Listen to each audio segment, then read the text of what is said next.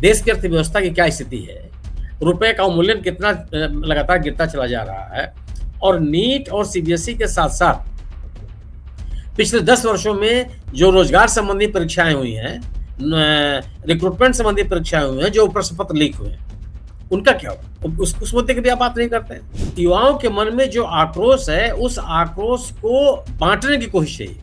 यह आंदोलन के पीछे कौन लोग हैं? क्यों हैं? और यह इस आंदोलन को चलाने वाले लोग उन ताकतों के साथ जुड़ने की का प्रयास क्यों नहीं कर रहे हैं, जो इन्हीं बिंदुओं पर देश में सक्रिय हैं? तो केवल एक मुद्दे को लेकर के आंदोलन खड़ा करना, मुझे लगता है कि ये कुछ व्यवस्था परिवर्तन का मुद्दा नहीं। जो बड़े मुद्दे हैं इस देश के सामने, उन मुद्दों पर इन लोगों का जो कांग्रेस जनता पार्टी बना करके लोग लाए हुए हैं, उन पे उनकी राय क्या है? नीट का प्रश्न पत्र आउट होना या अन्य प्रतियोगी परीक्षाओं का प्रश्न पत्र आउट होना, सीबीएसई के मूल्यांकन में लोग जो बच्चों में नाराजगी आई है, वो महत्वपूर्ण मुद्दा है, इसे कोई इनकार नहीं कर सकता। लेकिन इसके साथ-साथ और ढेर सारे ऐसे मुद्दे हैं, उसमें कोई आपकी राय नहीं है। नमस्कार, मैं हूं संजीव श्रीवास्तव। आप देख रहे हैं 4 PM न्यूज नेटवर्क। दोस्तों, काकरोच जनता पार्टी सड़क पर है, लेकिन सड़क पर आने के बाद जो गोदी मीडिया है, मोदी मीडिया है, मौन आखिर क्यों है? वहां इस पूरी की पूरी जो जिस पर देश और दुनिया की निगाह है, वो खबर ब्लैकआउट क्यों है? इसके अलावा बहुत आनन फानन में इस पूरे आंदोलन के जो पीछे लोग हैं, उनको अनुमतियां कैसे मिल गई? आम लोगों को तो अनुमतियां नहीं मिलती, विपक्ष को तो अनुमतियां नहीं मिलती हैं जंतर मंतर पर। तो बहुत सारे सवाल हैं, प्रश्न हैं कि आखिर चल क्या रहा है जब से ये इस पार्टी ने आकार लिया है, वो चीफ जस्टिस ऑफ इंडिया का जो एक टिप्पणी के बाद से। तो बहुत कुछ प्रश्न ही प्रश्न है, और उन प्रश्नों के जो जवाबों को तलाशने का प्रयास जो हम जैसे प्लेटफॉर्म है, सोशल मीडिया है, जो चिंतक हैं, विचारक हैं, वो लोग कर रहे हैं कि है क्या, खेल क्या है पीछे का। क्योंकि अब तक ये स्पष्ट नहीं है उनकी जो आगे है कि उनका घोषणा पत्र क्या होगा, कैसे वो मूव करेंगे, किन उद्देश्यों को लेकर चलेंगे। लेकिन उद्देश्यों का जो विरोध विपक्ष है, विपक्ष के भी तो यही सारे उद्देश्य हैं, उनके साथ क्यों नहीं? उनको कहीं नजरअंदाज क्यों किया जा रहा है? सरकार इतनी मेहरबान क्यों है? प्रश्न ही प्रश्न है। चलेंगे इसी मसले, इसी मुद्दे पर बातचीत करने के लिए एक बेहद खास मेहमान के पास जोड़ना चाहूंगा, उनको जोड़ता हूं। जुड़ गए हमारे साथ हैं सुनील शुक्ला साहब। सुनील साहब, बहुत बहुत स्वागत है आपका। सो सर, ये जो आपने देखा, हम सुबह से देख रहे हैं, अभी मैंने 1 बजे की हेडलाइन भी देखी लगातार, जो आज देश यदि सबसे ज्यादा किसी खबर पर नजर है तो वो काकरोच जनता पार्टी के जंतर मंतर पर चल रहे प्रदर्शन पर है। लेकिन वो जो गोदी मीडिया, मोदी मीडिया जो है, सुबह से उस पर ब्लैकआउट की सी स्थिति, कुछ एक जगहों पर कुछ छुटपुट आ रहा है, एक आध जगह हेडलाइन में 1 बजे का भी मैंने देखा, जो बुलेटिन देखा, तो बुलेटिन में एनडीटीवी पर चौथी पांचवी हेडलाइन थी, बाकी वो कहीं दिखाई नहीं दी, बहुत कम जगहों पर, और वो लगभग ब्लैकआउट है। उम्मीद तो यही है कि सरकार को बचाना है, ये तो है ही, उनको बचाने के लिए करना ही है, लेकिन इस कदर इस खबर से कहीं दूरियां बनाया जाना, क्या आपकी टिप्पणी होगी सुनील सर? धन्यवाद संजीव जी। दरअसल मेरा निजी तौर पे यह मानना है कि यह पूरा का पूरा आंदोलन ही भारतीय जनता पार्टी और संघ के द्वारा प्रायोजित है। तो यह केवल है कि आंदोलन चलता भी रहा है और इसका असर भी ना हो। आप ये सोचिए कि जिस तरीके से अभिजीत को वहाँ रिसीव किया गया, जो सुरक्षा उनको दी गई पुलिस की, और उस सुरक्षा में उनको जंतर मंतर पहले 7 दिन का आप नियम है कि 7 दिन पहले आप नोटिस दीजिए, तब आपको परमिशन मिलेगी या नहीं मिलेगी। आज के आज इनको मिल गई। ये वही जंतर मंतर है जहाँ पे महिला पहलवानों को घसीटा गया था। उनको चारपाई तक जो लोग पहुंचाने जा रहे थे नहीं देने दिया गया, और यहाँ इनको परमिशन मिल गई। तो एक कोई इस तरह का वातावरण न खड़ा, जैसे मान लीजिए कि वहाँ पे हंगामा हो जाए, पुलिस में और इनमें के बीच में किस तरह का संघर्ष हो जाए, तो आप चाह करके भी उसको ब्लैकआउट नहीं कर सकते। तो प्रचार भी नहीं देना है, और एक लोगों के बीच में, युवाओं के बीच में जो डिजिटल प्लेटफॉर्म से बहुत सक्रिय हैं, उनको इस पर एक अवसर भी दिए रहना है कि ठीक है, अपनी बात आप कहते रहिए। तो एक अगर आप आंदोलन को खड़ा करना चाहते हैं तो आंदोलन डिजिटली नहीं खड़ा हो सकता, आपको जमीन पर उतरना पड़ता, एक संगठन तैयार करना पड़ता है, मुद्दे बताने होते हैं। यहाँ के जो राजनीतिक दल है तो लगातार प्रदर्शन कर रहे हैं, प्रश्न पत्र लीक को लेकर के, इनमें सीबीएसई में जो मूल्यांकन का मुद्दा आया उसको लेकर के, जो पुनर्मूल्यांकन की स्थितियां हैं वो सवाल को, नीट में प्रश्न पत्र आउट होने का सवाल, तमाम विषयों को लेकर के राजनीतिक दल के कार्यकर्ता जगह जगह प्रदर्शन कर, विभिन्न राज्यों में प्रदर्शन कर रहे हैं। उनको भी ब्लैकआउट किया गया है, उनको भी नहीं बहुत हाईलाइट, मतलब आप मिले कोई चर्चा मिल रही है कहीं भी। आपने एक चैनल का नाम लिया, उसमें तो मान लीजिए उन्होंने तीसरे चौथे नंबर पर हेडलाइन बना भी दिया, बाकी जो तो भी नहीं है। जो सोशल मीडिया के प्लेटफॉर्म्स हैं उस पर कम से कम ये कुछ खबरें आ जा रही हैं कि क्या हो रहा है, कैसे हो रहा है। सुबह सुबह हमने एक आध जगह देखा, कुछ लोग चला रहे थे जिसमें कुछ लोग वहाँ पे इकट्ठे हुए थे जंतर मंतर में।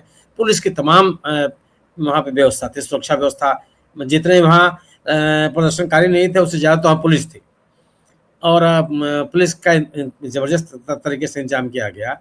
जो उनको स्वीकृति मिली है उससे पुलिस कमिश्नर का दस्तखत है, उनकी तरफ से वो उनको स्वीकृति दी गई है, वरना वरिष्ठतम स्तर से दी गई है। तो मीडिया में इसको बहुत फ्लेयर अप नहीं मिलेगा, जो मेन जिसको आप मेन स्ट्रीम मीडिया कहते हैं, जो सरकार के पक्ष में खड़ी रहती है। अगर आप इसकी चर्चा बहुत करेंगे तो एक वातावरण बनेगा ना, लेकिन आप इनको अपना एक जो आंदोलन का इनका तरीका है उसको करने दीजिए, कोई संघर्ष की स्थिति में न पैदा हो और खबरों में भी न बने रहें। ये तरीका अपनाया गया है, और इसको ये भी दिखाना, उन लोगों के बीच में ये भी दिखाना है कि ये आंदोलन चल रहा है, क्योंकि पूरे के पूरे इस मुद्दे को विपक्षी दलों से हाईजैक करने की कोशिश है कि ये इसका श्रेय या इस पे लोगों के बीच में एक विश्वसनीयता कायम करने का अवसर विपक्षी दलों को न मिले। विपक्षी दलों का जो एजेंडा है वो इनके पास चला जाए। इसीलिए मेरा अपना मानना है कि यह जानना बहुत आवश्यक है कि इस आंदोलन के पीछे कौन लोग हैं, और जो बड़े मुद्दे हैं इस देश के सामने, उन मुद्दों पर इन लोगों का, जो कांग्रेस जनता पार्टी बना करके लोग लाए हुए हैं, उन पे उनकी राय क्या है। जैसे सांप्रदायिकता पर इनकी राय क्या, सामाजिक सशक्तिकरण पर इनकी राय क्या, महिलाओं के सशक्तिकरण पर इनकी राय क्या, इनकी किस विचारधारा के पोषक है, यह स्पष्ट होना चाहिए ना। अगर आप आंदोलन कर रहे हैं और आप हमला कर रहे हैं विपक्ष के नेता पर या विपक्षी दलों पर, आंदोलन तो सरकार के खिलाफ होता है, सरकार पर, सरकार के मुखिया पर, सरकार के लोगों पर, सत्तारूढ़ दल पर, उसको आप टारगेट करेंगे, क्या विपक्षी दलों पर को टारगेट करेंगे? तो आंदोलन नहीं है। और जितने बड़े मुद्दे हैं, किसी मुद्दे पर अभी तक कांग्रेस जनता पार्टी की कोई राय नहीं है, और अगर यह आंदोलन केवल एक बिंदु पर सीमित है कि शिक्षा मंत्री का इस्तीफा हो जाए, तो ये तो व्यवस्था परिवर्तन का आंदोलन नहीं हुआ, ये सत्ता परिवर्तन का आंदोलन तो नहीं हुआ। लोग जिन पीड़ा से क्या केवल एक ही मुद्दा है इस समय? ये निश्चित रूप से प्रमुख मुद्दा है। नीट का प्रश्न पत्र आउट होना या अन्य प्रतियोगी परीक्षाओं का प्रश्न पत्र आउट होना, सीबीएसई के मूल्यांकन में लोग जो बच्चों में नाराजगी आई है, वो महत्वपूर्ण मुद्दा है, इसे कोई इनकार नहीं कर सकता। लेकिन इसके साथ साथ और ढेर सारे ऐसे मुद्दे हैं, उसमें कोई आपकी राय नहीं है। देश की अर्थव्यवस्था की क्या स्थिति है, रुपए का मूल्य कितना लगातार गिरता चला जा रहा है, और नीट और सीबीएसई के साथ साथ पिछले 10 वर्षों में जो रोजगार संबंधी परीक्षाएं हुई हैं, रिक्रूटमेंट संबंधी परीक्षाएं हुई हैं, जो प्रश्न पत्र लीक हुए हैं, उनका क्या हुआ? उस मुद्दे की भी आप बात नहीं करते हैं। जो लोग उस घटनाक्रम में शामिल रहे हैं, उनके बारे में भी अभी कोई राय नहीं है। तो केवल एक मुद्दे को लेकर के आंदोलन खड़ा करना, मुझे लगता है कि ये कुछ व्यवस्था परिवर्तन का मुद्दा नहीं, और व्यवस्था परिवर्तन का मुद्दा न होने की वजह से या इसका कोई बहुत दूरगामी असर होगा, ऐसा भी नहीं है। क्योंकि ऐसे ढेर सारे लोग हैं जिसको इन परीक्षाओं से कोई मतलब नहीं है। वह विद्यार्थी जो इन परीक्षाओं में शामिल हुआ है, वो अभिभावक जिनके बच्चे इन परीक्षाओं में शामिल हुए हैं, उनके मन में ज्यादा आक्रोश है। लेकिन अगर आप समाज को जोड़ना चाहते हैं तो स्वाभाविक सी बात है कि आपको अन्य मुद्दों को लाना ही होगा। मेरा अपना मानना यह है कि लोगों के, युवाओं के मन में उपज रहे आक्रोश को बांटने के लिए या उसको कमजोर करने की यह कोशिश हो सकती है। बावजूद इसके मेरा मानना यह है कि आंदोलन पे निगाह रखी जाए। आंदोलन की विरोध करने की आवश्यकता नहीं, लेकिन निगाह रखने की आवश्यकता यह है कि इस आंदोलन के पीछे कौन लोग हैं और वो क्या चाहते हैं।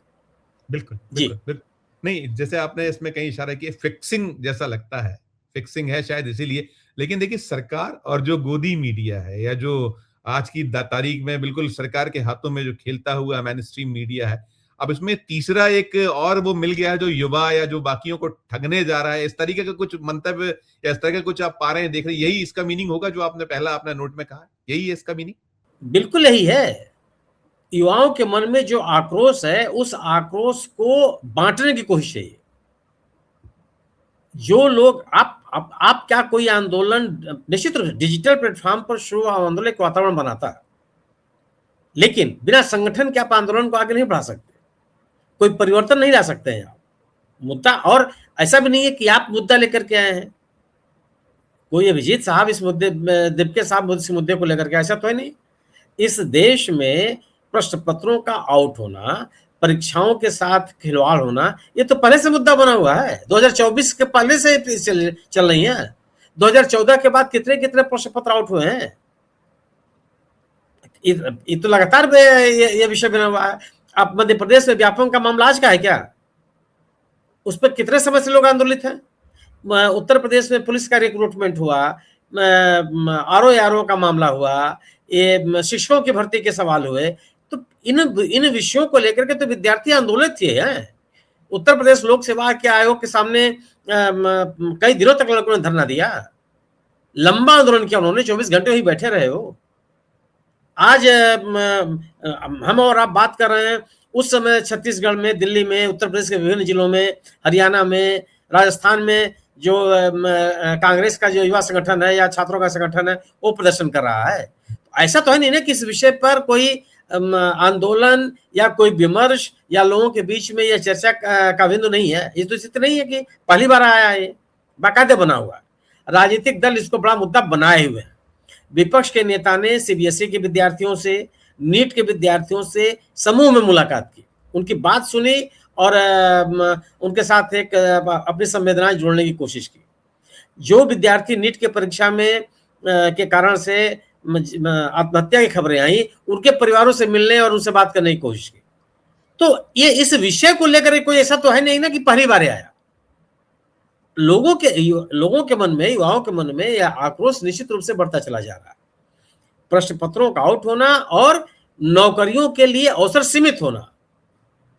कितने रिक्रूटमेंट के विज्ञापन आ रहे हैं, कितनी भर्तियां हो रही हैं, कौन सा अभियान आप चला रहे हैं? कुछ भी नहीं है। तो बेरोजगारी, और बेरोजगारी के बाद एक तो रोजगार नहीं मिल रहा है, और रोजगार के जो अवसर कहीं कहीं अगर आ भी रहे हैं तो उनमें पता चला कि प्रश्न पत्र आउट हो जा रहा है। परीक्षा परिणाम सालों साल रोके रहते हैं, उसके बाद अचानक उसको रद्द कर देते हैं आप। यह जो आक्रोश लोगों के साथ है, यह घनीभूत न हो, कंसोलिडेट न हो, इसकी एक कोशिश है। ठीक। और यह है इसीलिए कि आप ये लोग अपनी बात कहते रहें, लेकिन ये चर्चा में भी ना आवे। नहीं, ठीक। मैं सुनिए, इसमें एक और है कि क्या ये जो आपने कंस्पिरेसी जो थ्योरी कहीं इसमें नजर आती है, इसमें क्या इस तरीके से जो राहुल सही बातें या विपक्ष सही मुद्दे जो देश के सामने रेज कर रहा है, उसे सरकार कब तक रोक पाएगी इस तरह की थ्योरी से या इस तरह के जो सिलसिले से? नहीं, रोक तो नहीं पाएगी, लेकिन कुछ समय तक टाल लेगी। अगर हम और आप दोनों अलग अलग किसी विषय पर चर्चा करते रहेंगे तो निश्चित रूप से होगा कि हमको और आपको सुनने वाला जो समूह है वो बटेगा। ये जो युवाओं का आक्रोश है, एक तरफ राजनीतिक दल, विपक्षी दल इस विषय को लेकर के आगे चल रहे हैं, दूसरी तरफ ये एक नए लोग आए जिन्होंने डिजिटल प्लेटफॉर्म पर इसको सक्रिय किया। बिल्कुल अच्छा किया, यह विषय चर्चा में आना चाहिए, लेकिन इनके पीछे कौन है? आखिर अगर आप इस मुद्दे को और प्रभावशाली करना चाहते हैं तो स्वाभाविक सी बात है कि आपको उन ताकतों के साथ जुड़ना चाहिए जो पहले से इस मुद्दे को लेकर आगे चल रहे हैं। उनके साथ आपको एक समन्वय स्थापित करना चाहिए। अगर आप उसका और व्यापक करना चाहते हैं तो आप राजनीतिक व्यक्ति तो है नहीं कि आपको एक अलग आइडेंटिटी चाहिए। आप कोई राजनीतिक दल चलाते नहीं है जिससे आपको एक अलग अपना समर्थक वर्ग तैयार करना है। आप कोई एनजीओ चलाते नहीं है जिसमें कि लोगों को अपने साथ आपको जोड़ना है। आप कहते हैं कि स्वतः स्फूर्त सर्वोच्च न्यायालय के माननीय मुख्य न्यायाधीश के वक्तव्य से आपको प्रेरणा मिली और आपने कांग्रेस जनता पार्टी का आपने गठन कर दिया अपने वक्तव्य देने एक वक्तव्य के साथ। तो गोया कि आपके मन में जिन कारणों से कॉकरोच शब्द को कहा गया और युवाओं को टारगेट किया गया, युवाओं को समस्याओं का समाधान करने की कोशिश नहीं की गई, इस विषय को लेकर के आप सामने आ गए, बहुत अच्छा किया। लेकिन सवाल यह है कि अगर आप इसको एक परिणाम तक ले जाना चाहते हैं, इस आक्रोश का एक प्रतिफल आप देखना चाहते हैं, तो स्वाभाविक सी बात है कि अपने साथ उन लोगों को भी जोड़ने का प्रयास करेंगे जो इस विषय को लेकर के पहले से आंदोलनरत है। अब यह है कि वो लोग आपके साथ जुड़ेंगे या आप उनके साथ जुड़ जाएंगे। जो लोग जिनका एक संगठन है, जो लोग पहले से इस विषय को लेकर के समाज के में सक्रिय हैं, लोगों से संवाद कर रहे हैं, लोगों को जोड़ रहे हैं, लोगों को जागरूक कर रहे हैं, तो अगर पहले से एक सक्रियता बनी हुई है, वो भी 2-4 दिन पहले से नहीं, महीनों से, सालों से, उनके साथ तो जोड़ने की आवश्यकता होगी। आपने उनसे जोड़ने का तो कोई प्रयास नहीं किया। गोया कि आप उनके आंदोलन को या उनकी पहल को स्वीकार करने के लिए तैयार नहीं है। और जब तैयार नहीं है और उन्हीं के मुद्दों पर आप एक आंदोलन लेकर के आ रहे हैं, तो स्वाभाविक सी बात है कि लोगों के बीच में बंटवारा होगा। Yes yes yes. सर इसी से जुड़ी एक खबर और भी है। आपने देखा होगा वो जो लंदन के बिर्क बैक कॉलेज में पहुंचे हुए थे चीफ जस्टिस ऑफ इंडिया, और चीफ जस्टिस ऑफ इंडिया वहां जो एआई कनेक्टेड एक वो जो आर्टिफिशियल इंटेलिजेंस और अंतर्राष्ट्रीय कानून विषय पर लेक्चर के बाद जो वहां क्वेश्चन आया वो था, सेशन था, उसमें एक सवाल पर बड़ा बवाल हुआ है, जैसे मोदी जी की जो नॉर्वे यात्रा के दौरान हुआ था। तो इसको ये वो भी उसको भी कहीं आप इसको इस तरीके से प्रतिपादित हो रहा है या बात हो रही है कि वो कॉकरोच तो सब जगह आपका पीछा करेंगे, उसको लेकर कुछ आप टिप्पणी कीजिएगा छोटी सी। फिर एक अंतिम सवाल नहीं, देखिए ये ब्रिटेन भी एक लोकतांत्रिक देश है, हालांकि वहां के श्रोताओं में इस तरह की बात होती नहीं है। वह एक विषय पर एक संवाद चल रहा था और उस संवाद में यह है कि जो बात चल रही है आप अपने आप को उस विषय तक सीमित रखिए, लेकिन ठीक है, आपको अपनी बात करनी है, आपने कही। इसका संकेत यह है कि दुनिया के पैमाने पर जो असहमति को या आलोचना को स्वीकार न करने की प्रवृत्ति बनती जा रही है, उसको लेकर के लोगों में एक हलचल है, लोग इसको गंभीरता से ले रहे हैं। यही बात तो उन्होंने उठाई ना, डिसेंट को लेकर के ही तो उस महिला ने इस सवाल को उठाया। ठीक है, आप सवाल पूछना एक समान नागरिक का हक है, उन्होंने पूछा, और चूंकि एक विषय विशेष पर वक्तव्य चल रहा था, तो हमें सम्मान दीजिए ऐसी आवाज भी एक यूथ की आई थी वहां से, हमें हाँ जी, तो ठीक, उन्होंने सर्वोच्च न्यायालय के मुख्य न्यायाधीश से उसका जवाब नहीं दिया, या जो आयोजक थे उन्होंने ही हस्तक्षेप किया कि जिस विषय पे बातचीत हो रही है अपने आप को उस विषय तक केंद्रित रखें। ठीक, कोई ये बिल्कुल सुनने में अच्छा लग रहा है। मुख्य न्यायाधीश महोदय अगर इसका जवाब दिए होते तो और अच्छा होता, और अच्छा, यह हमारे देश का एक अच्छा संदेश जाता कि नहीं, जो बात आपके मन में है वो नहीं होना चाहिए, या जो उनके मन में भाव हैं उनको आप दूर करने का प्रयास करते हैं, चाहे उनका समर्थन करते हैं। लेकिन अगर उन्होंने जवाब नहीं दिया तो कोई, मैं निजी तौर पर मानता हूं कि कोई उन्होंने गलत नहीं किया, क्योंकि उनको एक विषय पर बोलने के लिए आमंत्रित किया गया था और वो कोई राजनीतिक व्यक्ति नहीं है। लेकिन यह जरूर ध्यान देने की बात है हमको और आपको और इस देश की इंतजामिया को कि दुनिया में हमारे आपकी जो राजनीतिक शैली पनप रही है, उसको लेकर के किस तरह से लोग उसको देख रहे हैं। अगर वो देख रहे हैं कि अगर हम आप कहते हैं कि लोकतंत्र हमारे डीएनए में है, अगर हम और आप ये कहते हैं कि लोकतंत्र के मदरलैंड हम हैं, तो लोकतंत्र में तो असहमति का बहुत बड़ा स्थान है, आलोचना का बहुत बड़ा, आलोचना के सम्मान करने की प्रवृत्ति होनी चाहिए। अगर यह दुनिया में संदेश जा रहा है कि हम असहमति को स्वीकार नहीं कर रहे हैं या अल्पसंख्यकों के बारे में हमारी धारणा ठीक नहीं है, तब ये चिंता करने की बात है, और क्योंकि हमारी यही ताकत रही है। राइट सर, मैं आखिरी सवाल करूंगा सर, ये जो टूचल हम अभी जो ये आपने जितनी चीजें हम कॉकरोच जनता पार्टी के बारे में बात कर रहे हैं, उसमें जो हम लगातार कर रहे थे कि इफ है बट है, शंका है, कुशंका है, तो ये जो यूथ है जो ठगा जा रहा है, जो लगातार 14 के बाद से लगातार उसे ठग रहे हैं, ऐसा एक परसेप्शन बना हुआ है देश में। पहले भी ठगा गया होगा लेकिन अभी ज्यादा ठगा गया है, तो फिर उनके लिए क्या मैसेज होगा एक सुधी पत्रकार के नाते, क्या आप कहिएगा? आखिर एक टिप्पणी है। नहीं, ठगे जाने के भाव क्यों आ रहे हैं? अभी तक तो देश में जो आंदोलन हुआ उसमें कोई तरह का सवाल पैदा नहीं हुआ। आप 1974 का याद कीजिए, संपूर्ण क्रांति का जब आंदोलन शुरू हुआ, किस विषय पर आंदोलन शुरू हुआ था? वो मेस में समोसा और चाय की कीमत बढ़ने पर गुजरात के कॉलेज में, और वह संपूर्ण क्रांति का आंदोलन बन गया। किसी ने शंका नहीं की, जयप्रकाश नारायण जी ने उसका नेतृत्व किया, देश भर में हलचल मची, किसी को दिक्कत नहीं हुई। फिर जब 2013 में आंदोलन शुरू हुआ इंडिया अगेंस्ट करप्शन, तब भी लोगों को किसी तरह का संदेह नहीं हुआ। लेकिन इंडिया अगेंस्ट करप्शन के बाद जो देश का राजनीतिक माहौल बना और जिन मुद्दों पर आंदोलन चल रहा था, उस सभी के सभी मुद्दे नेपथ्य में चले गए। उस आंदोलन के कारण जिसको राजनीतिक सत्ता मिली, अरविंद केजरीवाल साहब को राजनीतिक सत्ता मिली, भारतीय जनता पार्टी को राजनीतिक सत्ता मिली। इन दोनों के लिए भ्रष्टाचार गौण विषय हो गया, चर्चा तक नहीं करते आप। लोकतांत्रिक मूल्यों परंपराओं के प्रति कोई आपकी आस्था नहीं रह गई, असहमति आप सुनने के लिए तैयार नहीं है। अरविंद केजरीवाल साहब ने उस आंदोलन में सक्रिय जितने भी बौद्धिक लोग थे उनको पार्टी से बाहर कर दिया। आज अन्ना हजारे साहब का पता नहीं कि कहाँ है वो। क्या आज वो विषय नहीं, जिन विषयों को लेकर के 2013 का आंदोलन शुरू हुआ था, क्या आज वो विषय खत्म हो गए हैं? भ्रष्टाचार खत्म हो गया? जो लोकतांत्रिक संस्थाएं हैं सभी की सब मजबूत है, सरकार असहमति सुनने के लिए तैयार है, नागरिक आजादी लोगों की सुरक्षित है? क्या ये सवाल आज मौजूद नहीं है? और 2013 की तुलना में ज्यादा प्रभावी तरीके से मौजूद है। लेकिन उस आंदोलन से निकले हुए लोग या उस आंदोलन को चलाने वाले लोग आज मौन है। क्यों मौन हो गए? बात ये उसी आंदोलन के होते होते ये पता चल गया कि उस आंदोलन को पूरी तरह से संघ का समर्थन था, राष्ट्रीय स्वयंसेवक संघ उसके पीछे था। आंदोलन की जब शुरुआत हुई तब उस समय भी ये जो आंदोलनकारी थे, अन्ना हजारे साहब, अरविंद केजरीवाल जी, किरण बेदी जी, ये लोग संघ के दफ्तर में बैठ करके अपनी योजनाएं बना रहे थे। तो वह अगर संघ पूरी ताकत के साथ लगा हुआ था तो संघ अपने उद्देश्यों के लिए लगा हुआ था। संघ अपने अपने उद्देश्यों या अपने मैंडेट से अलग तो था नहीं। आज इसीलिए सवाल पैदा हो रहा है कि यह आंदोलन के पीछे कौन लोग हैं, क्यों हैं, और यह इस आंदोलन को चलाने वाले लोग उन ताकतों के साथ जुड़ने का प्रयास क्यों नहीं कर रहे हैं जो इन्हीं बिंदुओं पर देश में सक्रिय है, लोगों के बीच में सक्रिय है, युवाओं के बीच में सक्रिय है।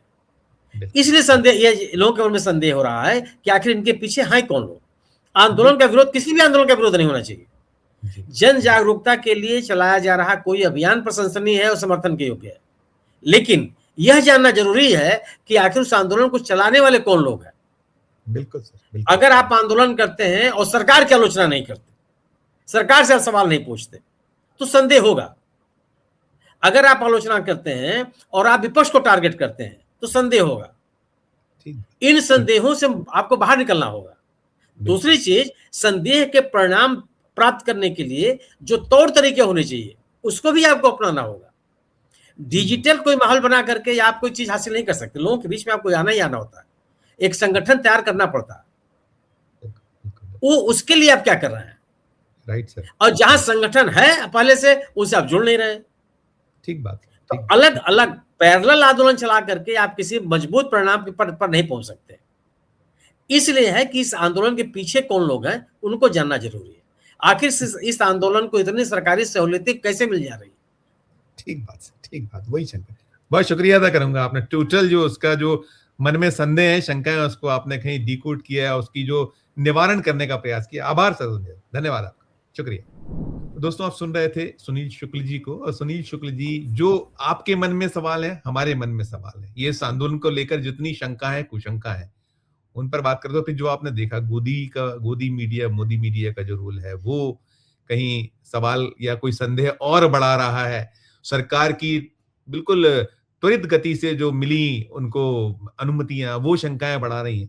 तो प्रश्न बहुत सारे, उसको हमने कहीं उस पर बातचीत की। तो ये बातचीत आपको अच्छी लगी हो तो चैनल को लाइक कीजिएगा, सब्सक्राइब कीजिएगा, ज्वाइन का बटन दबाइएगा तो हमारी हौसला अफजाई होगी। प्यार उससे में रखिए और देखते रहिए 4PM न्यूज नेटवर्क। धन्यवाद, नमस्कार।